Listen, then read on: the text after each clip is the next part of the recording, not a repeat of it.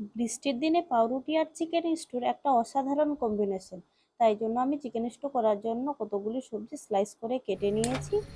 তারপরে আমি একটা কড়ার মধ্যে ঘি দিয়ে দিয়েছি, আর আগের থেকে স্লাইস করে পেঁয়াজ কাটা আর রসুন কাটা আমি ঘিয়ের মধ্যে দিয়ে হালকা করে নেড়ে চেড়ে নিয়ে আগের থেকে হালকা নুন আর হলুদ দিয়ে মেখে রাখা চিকেনটা আমি কড়ার মধ্যে দিয়ে দেব। চিকেনটা একটু ভালো করে নেড়ে নিয়ে তারপরে আমি তাতে পেঁপে, গাজর, আলু সব কিছু অ্যাড করে দেবো। অ্যাড করা হয়ে গেলে আমি আরও ভালো করে চিকেনটাকে নেড়ে চেড়ে একটু জলটা শুকিয়ে নেওয়ার চেষ্টা করব। তারপরে উপর থেকে আমি একটু জিরার গুঁড়ো আর একটু গোলমরিচের গুঁড়ো দিয়ে দিয়েছি। এরপরে আমি আরও ভালো করে একটু চিকেনটাকে কষিয়ে নেব। এখন আমি বেশ কিছুটা জল অ্যাড করে নেব।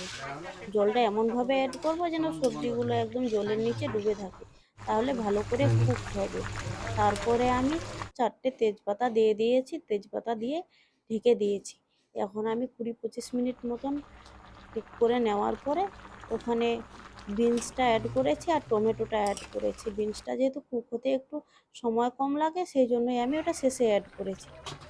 এরপরে আমি একটা মিক্সিং জারে একটু চাল বাটা নিয়ে নিয়েছি।